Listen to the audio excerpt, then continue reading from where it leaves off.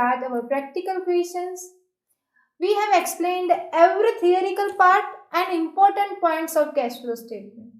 उसमें मैंने आपको एक्सप्लेन किया कि कैश फ्लो स्टेटमेंट को प्रिपेयर करते टाइम हमको कौन से पॉइंट माइंड में कैप्चर करने हैं, जैसे कि एडजस्टेड पीएल अकाउंट को हमें भूलना ही नहीं है, वो आपके बिजनेस ऑपरेशंस का पार्ट है। तो हम स्टार्ट कैसे करेंगे, सम को स्टार्ट कैसे करना है। मान लो कि आपको एग्जाम पॉइंट, आप सबको मैक्सिमम मार्क्स स्कोर करना है और इस चैप्टर के फुल ऑन मार्क्स 14 मार्क्स का आपको सम पूछते हैं, तो कैसे मैक्सिमम मार्क्स स्कोर करें। अगर आपकी कोई एंट्री गलत है तो आपको 1 या 2 मार्क्स कट करके देंगे, but my try is what I want to get maximum marks from this. Almost 10 के अब तो मुझे मार्क्स मिलने ही चाहिए, तो कैसे मिलेंगे। ओके अगर आप कोई क्राइसिस की वजह से आप एग्जाम के लिए इतना प्रिपेयर नहीं कर पाते, तो आप रेशियो एनालिसिस को और कैश फ्लो स्टेटमेंट को प्रिपेयर करके जाइए, आप ऑलमोस्ट 50% से ज़्यादा मार्क्स कवर कर पाओगे। क्लियर। तो कैसे करेंगे, आपका जो कैश फ्लो स्टेटमेंट है, पहले क्वेश्चन को रीड कीजिए, उसमें से जो एडजस्टमेंट है, जो मेन एडजस्टमेंट है जो हम डिस्कस करने वाले हैं, उस पर फोकस रखिए कि सर जितने भी सम हम करेंगे या तो फिर यूनिवर्सिटी में पूछे जाते हैं, वो रिपीटेडली एडजस्टमेंट है। ओके सो ऐसे एडजस्टमेंट हमको करके जाना है। उसके बाद हमारा फोकस कहाँ होना चाहिए, हमारी बैलेंस शीट पर। बैलेंस शीट में से हमें क्या डिनोट करना है, तो हमारी कैपिटल में क्या चेंज आ रहा है। नॉर्मली आपको जो एग्जाम्पल दिए होंगे वो 2 ईयर के डेटा कंपेयर करके दिए होंगे, बट यूनिवर्सिटी बहुत ही क्लेवर है, वो क्या करती है, आपको कंफ्यूज करने के लिए, बच्चों को मिस्टेक कराने के लिए वो आपको डेटा रिवर्स करके देगी। और ऐसा ही पिछले साल हुआ। उन लोगों ने क्या किया, उन लोगों ने 2 साल का डेटा, जैसे कि 2013 बाद में 14 आना चाहिए, उन लोगों ने रिवर्स डेटा दे दिया। 2014 के एग्जाम में पर वो क्वेश्चन आया हुआ है, वो भी हम क्वेश्चन डील करेंगे। पहले देखो कि आपका जो ईयर है वो 13 के बाद में 14 है या तो फिर 14 के कंपैरिजन में 13 है, तो कंपेयर करते टाइम पर कोई मिस्टेक ना हो। क्लियर। दूसरा पॉइंट ए है कि आपकी जो इक्विटी है, डिबेंचर है, उस कैपिटल में कोई चेंज है। अगर उस कैपिटल में कोई चेंज है तो पहला पॉइंट ही यहाँ पर क्लियर हो जाता है कि आपकी जो थर्ड टाइप की एक्टिविटी थी, फाइनेंशियल एक्टिविटी, उसकी 2-3 एंट्री तो आपको पता चल गई, तो आपका जो 2-3 मार्क्स है वो आप पर कवर हो गया। उसके बाद आपको देखना है असेट साइड। अगर आपको एडजस्टमेंट में भी फिक्स असेट के रिगार्डिंग कोई एडजस्टमेंट दिए हैं, एडिशनल इंफॉर्मेशन दी है, तो उसको सर्कल करके उसकी कंपैरिजन बैलेंस शीट के डेटा से कीजिए। और 99% आपको फिक्स है कि फिक्स असेट के डेप्रिसिएशन वाले एडजस्टमेंट एग्जाम में होंगे। क्लियर। जो डेप्रिसिएशन वाला फंडा है आपको समझना है और इतना पक्का करना है कि कोई भी एग्जाम्पल हो उसमें से आपकी एंट्री के मार्क्स नहीं जाने चाहिए। आफ्टर दैट पॉइंट नंबर 3, आपकी एक्टिविटी नंबर है ऑपरेटिंग एक्टिविटी 1। ऑपरेटिंग एक्टिविटी में मैंने आपको डिनोट करवाया था कि मेनली वो बिजनेस ट्रांजैक्शंस, जब मैंने सोर्सेस ऑफ कैश इनफ्लो और आउटफ्लो डिस्कस करे थे तब मैंने बताया था कि कैश फ्लो का जो मेन सोर्सेस है वो 2 एक्टिविटी में डिवाइड किया हुआ है। एक तो फर्स्ट था एडजस्टमेंट पीएनएल के लिए नॉन कैश आइटम की इफेक्ट को रिमूव करना, और दूसरा था जो करंट असेट है, जो मैंने यहाँ पर लिखा था कि आपकी अगर करंट असेट बढ़ रही है तो कैश इनफ्लो क्या होगा, डिक्रीज होगा।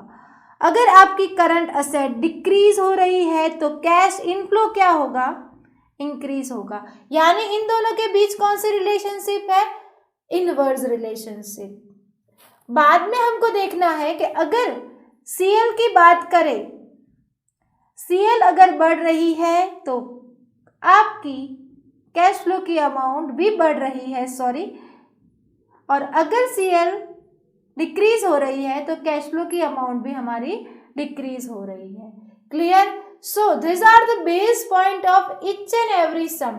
और एक पॉइंट जो है वो है बोनस शेयर वाला। स्टार पॉइंट, कैपिटल रिजर्व वाला पॉइंट।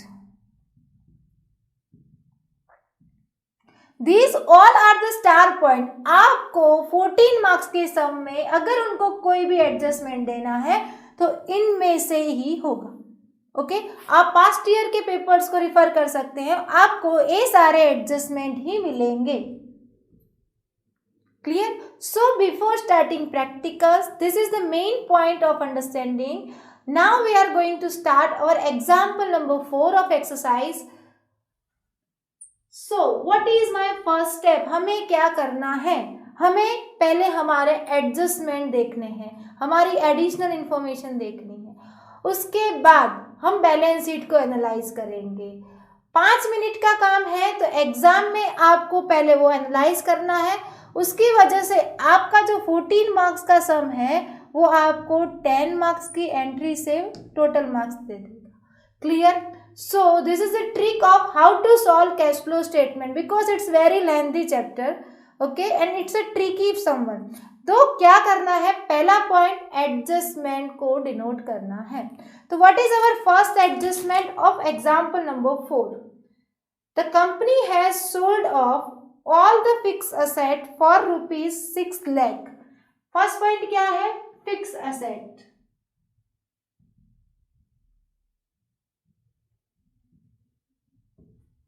कंपनी ने क्या किया? ₹6 लाख की फिक्स असेट को क्या कर दिया? सेल कर दिया, सोल्ड कर दिया, बेच दिया। क्लियर? अब इस 6 लाख के बारे में क्या बताते हैं?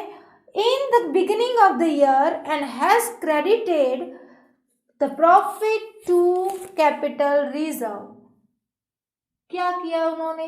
फिक्स असेट का जो अकाउंट है उसको जोड़ दिया। किससे जोड़ दिया? कैपिटल रिजर्व के साथ।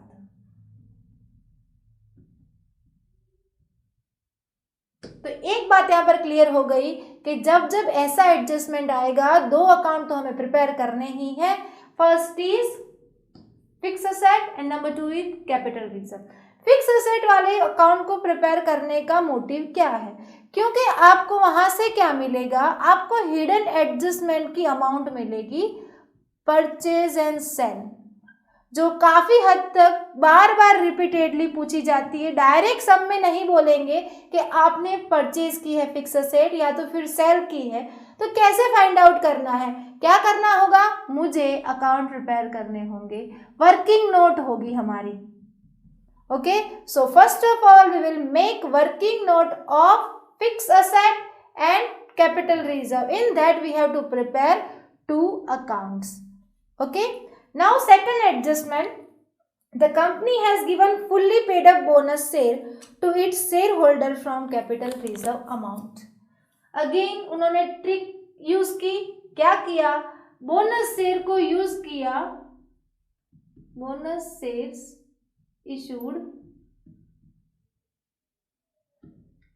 बट कैसे इशू किया? बोनस शेयर इशू करने से क्या हमारा कैश फ्लो इफेक्ट होता है? नहीं होता है। बोनस शेयर का मतलब क्या? कोई अमाउंट तो मिलती नहीं ही है। क्लियर? बट क्या होता है? शेयर के जो नंबर्स होते वो इंक्रीज होते। कैश के रिगार्डिंग तो कोई इफेक्ट नहीं है, तो फिर कैश में तो आना ही नहीं चाहिए। तो क्या किया? उसको कंफ्यूज करने के लिए, आपको कंफ्यूज करने के लिए उन्होंने इस नाम का यूज कर लिया कैपिटल रिजर्व से। Okay, students are getting confused, ma'am।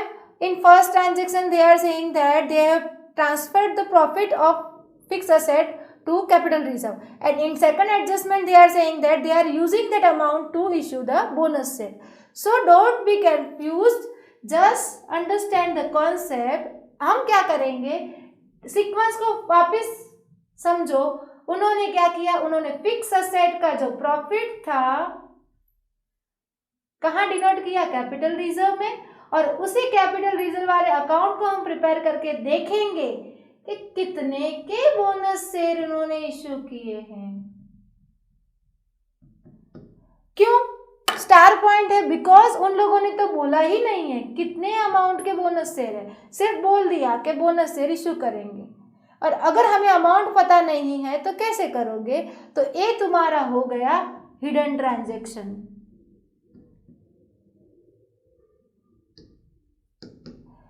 इस की पॉइंट को समझ लो, आपको एग्जाम में ये सब वापस डिनोट करना ही है, इसी गारंटी से जाइए। क्यों? क्योंकि उनके पास एडजस्टमेंट होने चाहिए, और एडजस्टमेंट कहाँ से निकालेंगे? स्टार वाले। तो ये दो बात है जहाँ से आपके की पॉइंट निकल सकते हैं। Clear? So now we are moving on to third point. The company has sold off its investment during the year for 1,20,000। Simple सा एडजस्टमेंट है कि उन्होंने इन्वेस्टमेंट को क्या किया है? सोल्ड कर दिया है। तो इट्स वेरी सिंपल, वो डायरेक्ट हम इफेक्ट दे देंगे, और कैसे करेंगे वो हम जब फाइनल स्टेटमेंट प्रिपेयर करेंगे तब देखेंगे। बाद में बोला है it has provided ₹5 lakh for the companies income tax purpose. Main point, repeated point, income tax.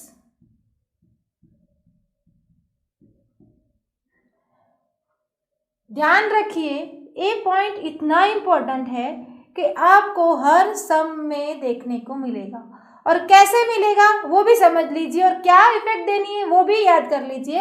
Income tax का मतलब क्या? वो तो कंपनी हर साल पे करेगी इनकम पर। क्लियर? तो हमें क्या करना है, हमको जो बैलेंस शीट में डेटा में भी दिया होगा प्रोविजन फॉर टैक्सेशन, और 2 साल का दिया है 13-14 का, तो मैम कौन कौन सी अमाउंट ले? ए ले, ये ले, या फिर एडजस्टमेंट वाली ले, एडिशनल इंफॉर्मेशन वाली ले। तो बच्चों ये समझिए, अगर आपको इनकम टैक्स बोला है करंट ईयर का, that means it is the part of operating activities. Clear? हम अगर जिस साल का पीरियड का एनालाइज कर रहे हैं कैश फ्लो स्टेटमेंट, उसी का इनकम टैक्स है, तो directly we have to less the amount. Clear? But अगर हमें प्रोविजन के बारे में बोला है और 3-4 अमाउंट हमारे पास इनकम टैक्स की ही डिनोट हो जा रही है, तो हम क्या करेंगे? अकाउंट प्रिपेयर करेंगे। Okay, so for fourth adjustment we have to prepare account. अगर अकाउंट प्रिपेयर नहीं करना है तो ओरली भी आपको कैलकुलेट कर सकते हैं। Clear? Now fifth and last point, during the year 2011-12, that means our base year, okay, and we are preparing cash flow for only that year. The company has paid 1 lakh rupees on interim dividend. What do you mean by interim dividend? Point number 5, rupees 1 lakh interim dividend. So what is the meaning of interim dividend? During the year, at the middle of the year, if company is declaring the dividend, that's known as, and it is not fixed, after 6 months only they will give the dividend, but here they are saying that you have to pay for 11-12. that means we will conclude for current, and dividend का point कहाँ होगा? आपको मैंने जब non cash items explain की थी तब repeat करके बोला था 3-4 बार के नॉन कैश आइटम्स के लिए हमें एडजस्टमेंट पीएनएल अकाउंट बनाना है। तो कौन कौन से पॉइंट है हमारे नॉन कैश वाले? वापस एक बार रिपीट करते हैं, डेप्रिसिएशन, डिविडेंड, इनकम टैक्स का provision, intangible assets return of की है। तो हमें अब सब में पता चल गया करना क्या है। It's very easy, there are only 5 transaction, balance sheet is given. Now just we have to prepare first working note, यानी हमें जो अकाउंट प्रिपेयर करने हैं 2 वो हम प्रिपेयर करेंगे, और बाद में हम देखेंगे हमारा direct cash flow. It's a very easy when you are going wise sequence wise, if you are going then it's very easy. But अगर आपने ऐसा क्रिएट कर लिया माइंड में कि बहुत ही लेंथी है, एडजस्टमेंट, एक ही एडजस्टमेंट 4 जगह पर इफेक्ट दे रहा है, तो आप सॉल्व नहीं कर पाओगे। So just focus on the sequence. First of all you have to read all adjustment, prepare working note यानी अकाउंट प्रिपेयर कीजिए। अगर आपके माइंड में कंफ्यूजन है तो पेंसिल से वहां पर डिनोट कर दीजिए कि कौन कौन से नॉन कैश आइटम्स हैं, और डायरेक्ट उसको कैश फ्लो स्टेटमेंट में डाल दीजिए। तो क्या होगा, 14 तो डायरेक्ट कंप्लीट नहीं मिलेगी तो कोई बात नहीं, अगर आपको 10 से ऊपर स्कोर करना है तो भी आप कर सकोगे। और अगर आपने फुल्ली एनालाइज की सीक्वेंस को परफेक्टली समझा है तो it's guarantee 14 out of 40 will be an answer. Clear? So let's start our working note. So now we are going to prepare our working note, and in that we have to prepare some necessary accounts. जैसे जैसे सम आपका change होगा, कोई confirm नहीं है कि आपको यही अकाउंट प्रिपेयर करने हैं। एडजस्टमेंट के रिलेटेड आपको अकाउंट प्रिपेयर करना है। तो एडजस्टमेंट में हमने देखा कि हमको फिक्स असेट का अकाउंट प्रिपेयर करना है और कैपिटल रिजर्व का। कैपिटल रिजर्व का जरूरी नहीं था, पर क्यों करना है? क्योंकि सेकंड एडजस्टमेंट को भी उससे रिलेट कर दिया कि आपके जो कैपिटल रिजर्व की अमाउंट है उसको यूज कर रहे हैं, और किसके लिए? बोनस शेयर इशू करने के लिए। Clear? So to understand that point, we have to prepare two accounts. Our first account is, it's example number 4. We are going in working note.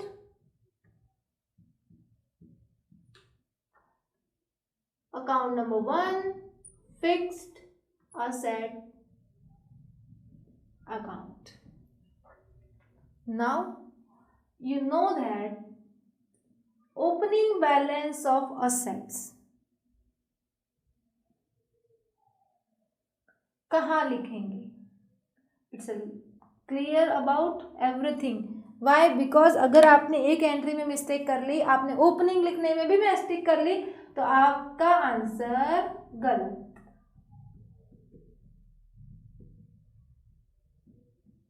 समझ लीजिए, अगर आपकी बैलेंस शीट की जो असेट साइड है उसका ओपनिंग क्लोजिंग सेम वे में debit credit, but अगर आप लायबिलिटी वाली पोर्शन को डिनोट करना चाहते हैं तो रिवर्स हो जाएगा, ओपनिंग क्रेडिट साइड होगा और closing debit side. This thing is base. Now I will mention here 2 opening balance. What is the opening balance of fixed asset? 5 lakh.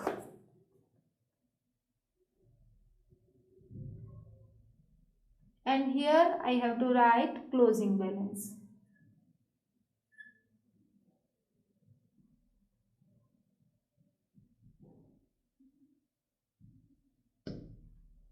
Closing balance कितना है? 11 lakh.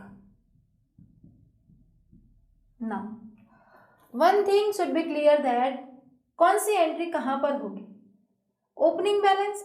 अगर आप कोई असेट को परचेज करते हो, क्लियर, अगर आप प्रॉफिट गेन करते हो तो फिर कहाँ एंट्री होनी चाहिए? डेबिट। इसका मतलब क्या? अगर आपकी अमाउंट में कोई भी इंक्रीज है तो वो डेबिट साइड आपको डिनोट करना है, और अगर आपकी अमाउंट में कोई भी डिक्रीज है तो वो आपको कहाँ डिनोट करना है? Credit side. क्लियर? तो अगर हम सेल करेंगे तो कहाँ डिनोट करेंगे? Credit side. अगर हम परचेज करेंगे तो फिर debit side. So my star point depreciation. Depreciation वाला फंड देखो 2011-12 में आपको दिया गया है प्रोविजन फॉर डेप्रिसिएशन 1 लाख।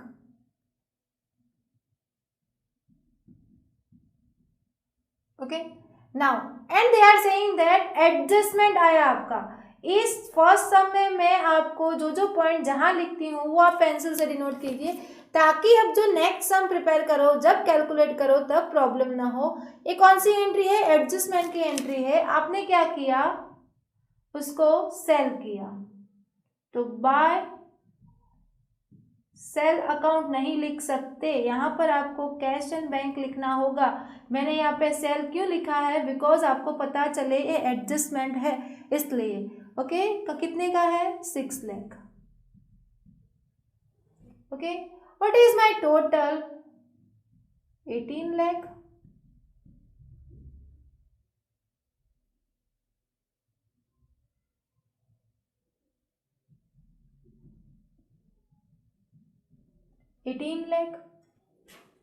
यहाँ पर लिखा हुआ है कि आपका जो प्रॉफिट है वो कैपिटल रिजर्व में आप ट्रांसफर कर रहे हो, पर आपको तो पता ही नहीं है कि कितना प्रॉफिट है। दूसरी अमाउंट जितनी भी बचेगी वो अमाउंट क्या होगी? आपकी कैश और बैंक में जाएगी। पर क्यों जाएगी? क्योंकि वहाँ पर आपको स्टार पॉइंट फाइंड आउट करना है। याद रखिए जो मैंने अभी बोला था, आपको हर एक एग्जाम्पल में इसको तो फाइंड आउट करना ही होगा। अगर आपको एडजस्टमेंट दिया है फिक्स असेट का तो या तो परचेज करेंगे या तो फिर सेल करेंगे। क्लियर? आपको अकाउंट टैली करना है और इस साइड तो जितनी एंट्री थी वो डाल दी। अब यहाँ पर तो 2 एंट्री मिसिंग है, तो कैसे आंसर लाना?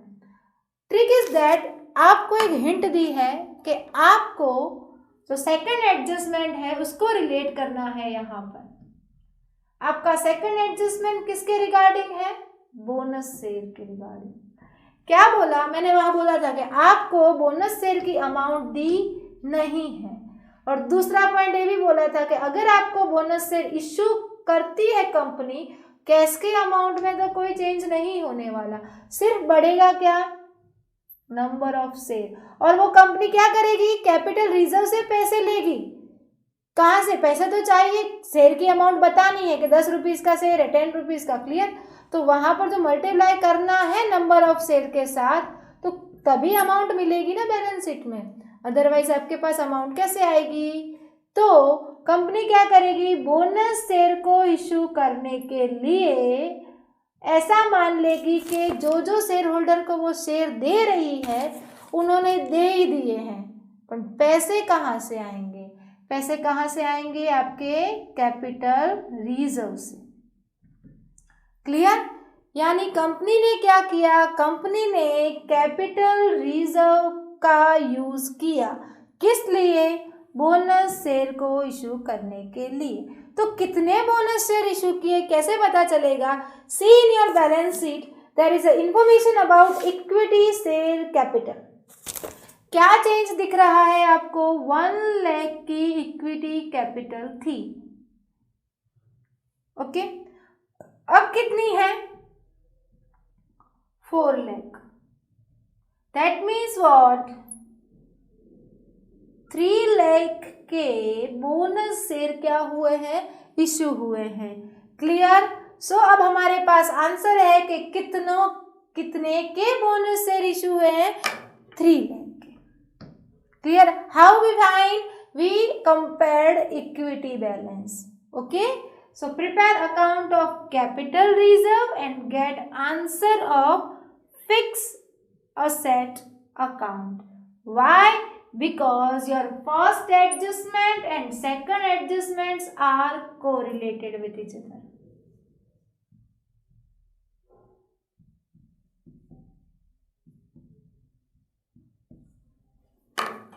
फर्स्ट पॉइंट, ओपनिंग क्लोजिंग लिखना है।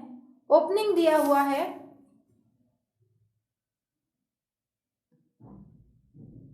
क्यों यहाँ पर ओपनिंग लिखा? कौन सी साइड मेंशन करनी है? Liability side.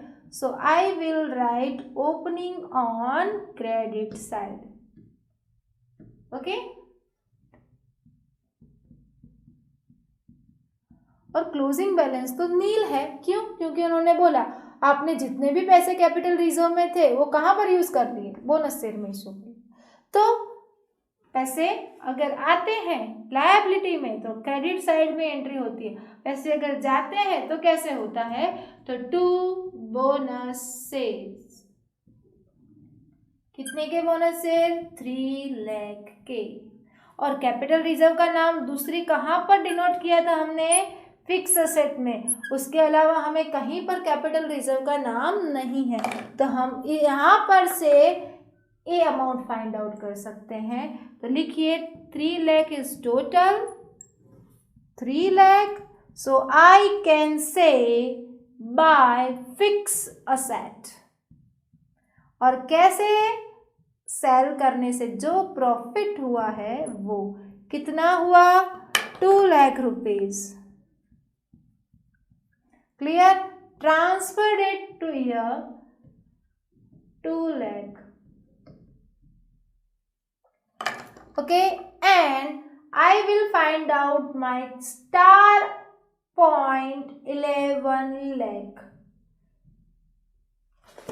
कहाँ पर मेंशन करेंगे 11 लाख को? कौन सी एक्टिविटी में? बोलिए। आपकी जो इन्वेस्टमेंट एक्टिविटीज होगी वहां पर हम लिखेंगे purchase of fix asset. Okay, क्यों? क्योंकि 11 लाख की अमाउंट का कैश आउटफ्लो होगा। Okay, so this is our working note. Now we will move on our cash flow statement. So let's start our answer, cash flow statement.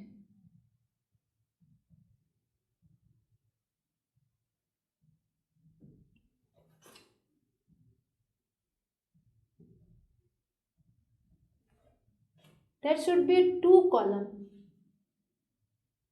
Okay, now जैसे मैंने आपको बताया हमारी फर्स्ट सीक्वेंस से कहाँ से स्टार्ट करनी है, मैं यहाँ पर की पॉइंट्स लिख रही हूँ, याद कर लीजिए। First, I have to prepare adjusted P&L account. After that, operating activities. Number 2, investing activities.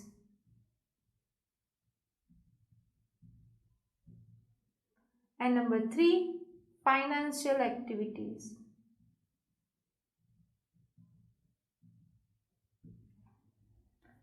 Adjustment में क्या करेंगे हम? हमारी जितनी भी सम में नॉन कैश आइटम्स है उसको रिमूव करेंगे। स्टार्टिंग कहाँ से करेंगे? First point is that your profit during the year.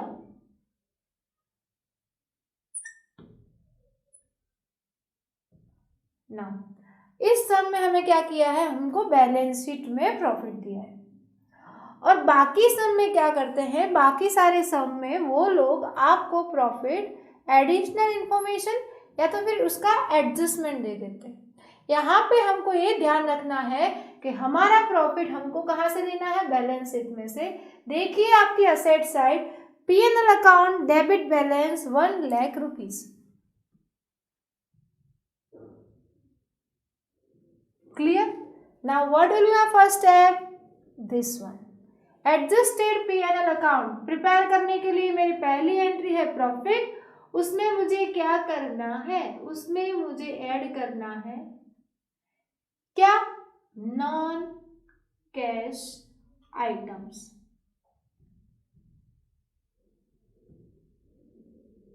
कौन कौन सी non cash items? Depreciation, dividend, taxation. Clear? आपका रिजर्व हो तो रिजर्व, इंक्रीज है तो reserve. So see what is the amount of taxation for during the year. आपका current year का ही लेना है यहाँ पर, तो आपको करंट ईयर का यहाँ से ऑपरेटिंग में से माइनस करना है। बट आपको जो क्लोजिंग बैलेंस दिया है आपका प्रोविजन फॉर टैक्सेशन, तो यहाँ पर होगा बैलेंस शीट वाला provision for taxation 5 lakh. Number 2, depreciation है तुम्हारा कितना? डेप्रीशिएशन की अमाउंट हमने कितनी फाइंड आउट की थी? वो पर्टिकुलर ईयर की 3 लाख। बैलेंस शीट में से देख सकते हो आप, डेप्रीशिएशन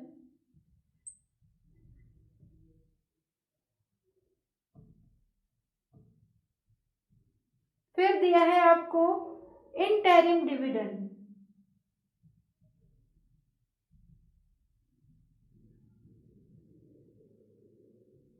कितना बोला है आपको इंटरिम डिविडेंड? 1 लाख रुपीज। उसके बाद आपको देखना है आपके बैलेंस शीट में चेंजेस, क्या आपकी कैपिटल रिजर्व में है ट्रांसफर? नहीं है, जनरल रिजर्व में है। जनरल रिजर्व में आपने क्या किया?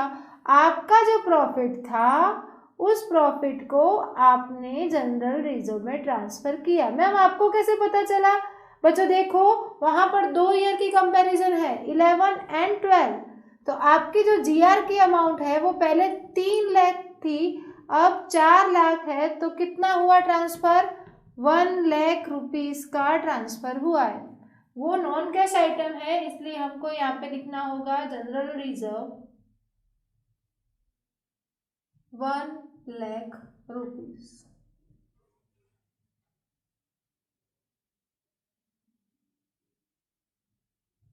Okay, so this is my non-cash item. Now what I have to do? I have to deduct the profit from sale of fixed asset. या तो फिर अगर आपको लॉस है तो लॉस को ऐड करना है, बाद में इस अमाउंट को यहाँ पर पुट करना है और आपको टोटल जो मिलेगा उसको क्या बोलेंगे हम? Profit of changes working capital. So my total is 10 lakh. Okay, but this amount I have to add in this. Okay, now I have to less profit on sale of investment, or you can say profit on a sale of fixed asset, but there is no information about fixed asset. There is information about your investment. Your investment is of rupees. See in your balance sheet asset side कितने के investment है? 1 lakh rupees के, पर हम कितने में बेच रहे हैं? 1,20,000 में.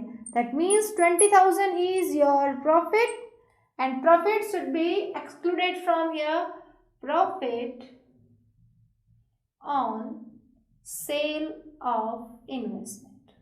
कितना है? 20,000. ओके, सो कितना हुआ total answer? Okay, now I will get final answer of this. यहाँ पर हमें क्या डिनोट करना है? नाम याद रखिए, it is a profit before changes in working capital. कितना?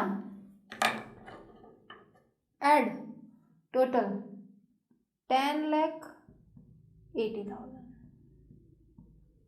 Okay, now my adjusted P&L account is over. Now first entry of operating activities. See in your balance sheet asset side current assets and current liability. What is the rule? If your current asset is increasing, the cash flow decreases. That means हम minus करेंगे. अगर आपकी current asset decrease हो रही है, cash flow बढ़ रहा है. इसके पीछे लॉजिक क्या है? मान लो कि आप करंट असेट कंपेयर कर रहे हो स्टॉक की. स्टॉक बढ़ेगा यानी क्या? कैश फ्लो कैसे कम हुआ? क्योंकि स्टॉक तभी बढ़ेगा जब आप परचेज करोगे रॉ मटेरियल. क्लियर? अगर लायबिलिटी बढ़ेगी तो फिर लायबिलिटी मीन्स आपने बोरो किया ना फंड. ओके, तो बोरो किया तो कैश क्या हुआ? इनफ्लो हुआ. Okay, so you can say there is a inverse relationship between CA and cash inflow and there is a positive relationship between CL यानी current liability and cash inflow. Okay, और इस discussion में पता नहीं चलता है तो एक सिंपल टर्म को याद रखिए. अगर आपकी CA बढ़ रही है तो कैश फ्लो को माइनस करना है, CA घट रही है तो कैश फ्लो को प्लस करना है. Clear? So now I have to give entry of total current assets. First, I have to add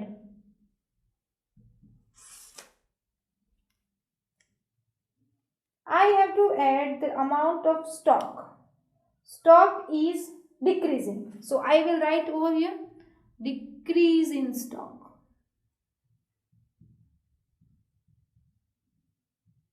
कितना? 1 लाख रुपीज. 3 लाख है, 2 लाख हो रहा है तो हमको लिखना होगा 1 lakh rupees. After that debtors बढ़ रहे हैं तो हम लेस करेंगे इंक्रीज इन डेटर.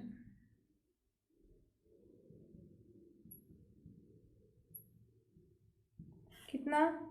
डेटर कितना बढ़ रहा है? 1 लाख से 1 लाख रुपीज. ये अमाउंट कहाँ से लाई मैंने? देखिए आपके बैलेंस शीट में 2 लाख का अब 3 लाख है, 3 लाख का अब 2 लाख है. उस तरीके से अब आगे देखेंगे हम करंट लायबिलिटी का पोर्शन. करंट लायबिलिटी में देखेंगे तो हमारे क्रेडिटर्स है, वो क्रेडिटर्स इंक्रीज हो रहे हैं 3 लाख से. तो इंक्रीज है पर किस में है? मैंने ऐड किया. क्यों? क्योंकि मेरी करंट लायबिलिटी में इंक्रीज है. आफ्टर दैट सी आपके बिल्स पेएबल में भी क्या है, इंक्रीज है 2 लाख।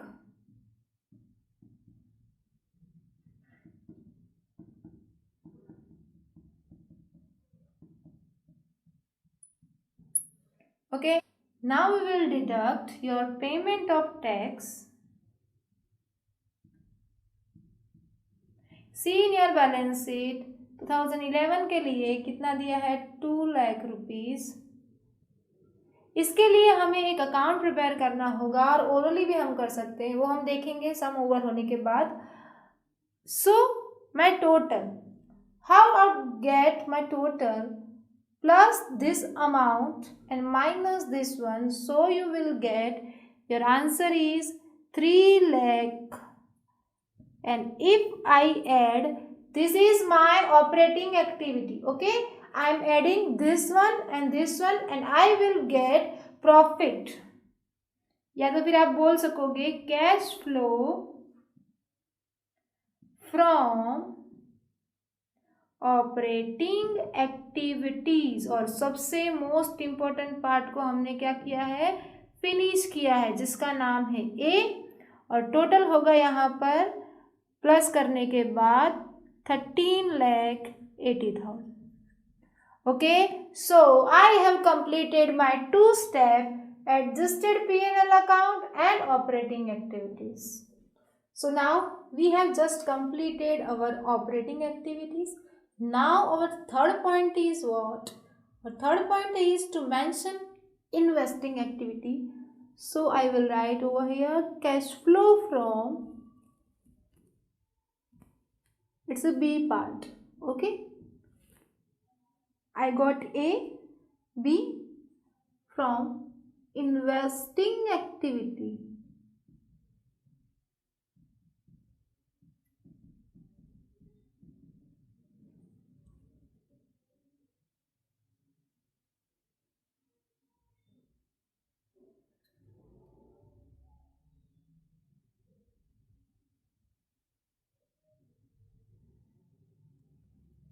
क्लियर?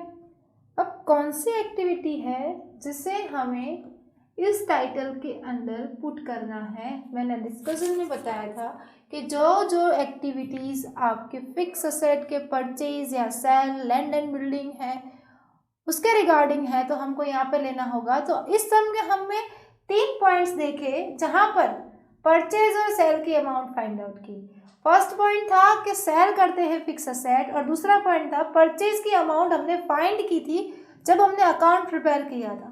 ओके, तो हमारा फर्स्ट पॉइंट क्या होगा, sale of fix asset 6 lakh rupees. After that sale of, a adjustment number कौन सा है आपका, नंबर 1 वाला एडजस्टमेंट है, और ए कौन सा है, 3rd। Okay, sale of investment 120। Clear? Now purchase भी है, तो परचेज को क्या करना है, हमको लेस करना है, परचेज ऑफ फिक्स असेट। कहाँ से फाइंड आउट किया था हमने जब अकाउंट प्रिपेयर किया था, वहाँ से हमने फाइंड आउट किया। यानी ये जो हमारा पॉइंट है वो हमारा स्टार पॉइंट है। क्यों? क्योंकि हमको कोई भी इंफॉर्मेशन इसके रिगार्डिंग सब में नहीं दी है, हमने खुद अकाउंट प्रिपेयर किया और इस पॉइंट को लेकर आए, और हमारा आंसर था 11 lakh. If I am comparing these 3, I will get answer of 3 lakh, but minus 3 lakh.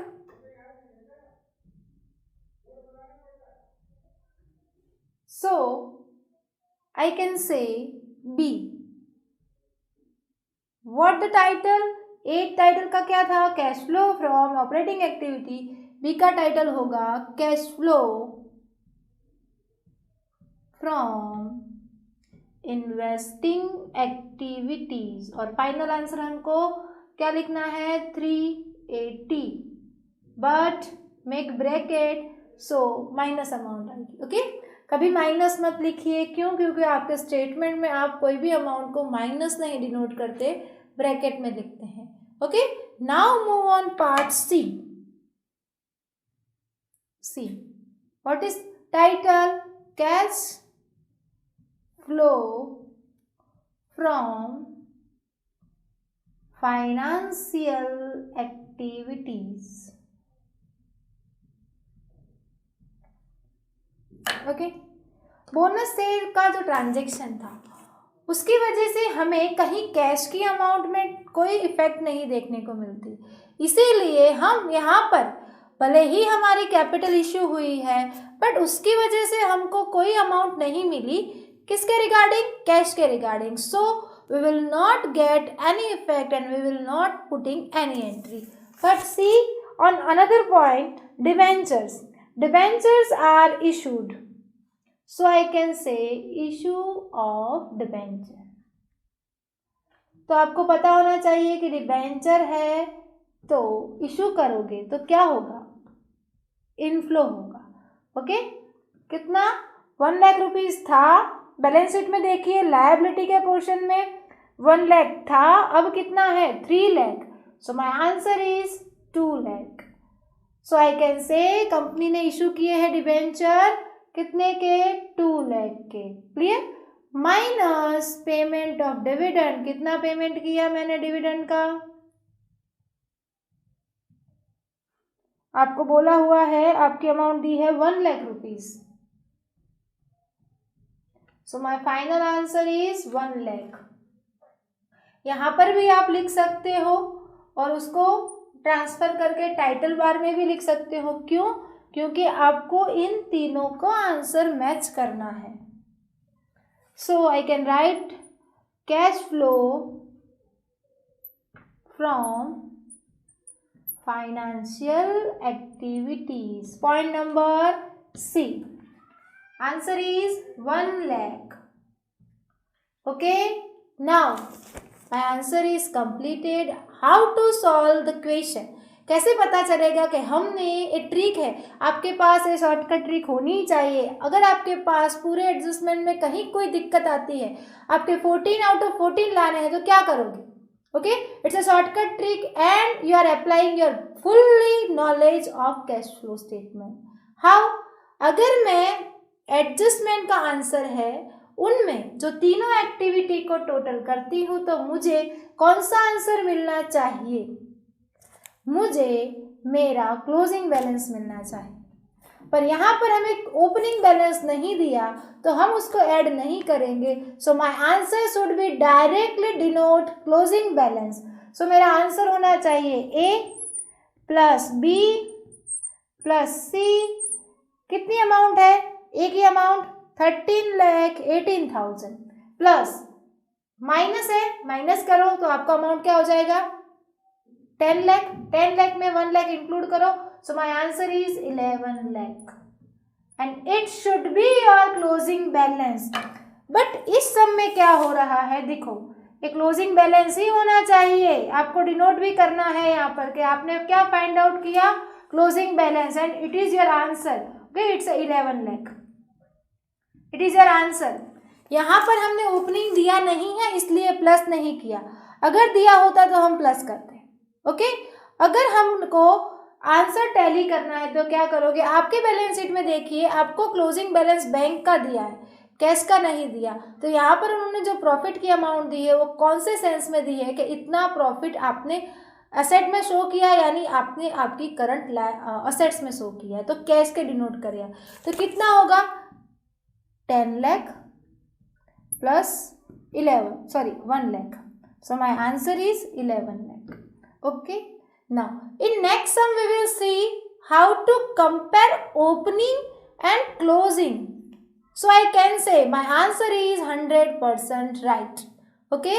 So this is the total amount of fourth number example. First of all, we have discussed each and every transaction, each and every additional information. After that हमने क्या किया? हमारी जितनी भी additional information थी उस पे से हमको कौन सी वर्किंग नोट करनी है वो फाइंड आउट किया। उसके बाद हमने अकाउंट प्रिपेयर किए। ओके, अकाउंट प्रिपेयर करने के बाद direct cash flow statement prepare किया और ऐसे ही हमारा आंसर डिनोट हो गया। Okay, so we will discuss next some in next lecture.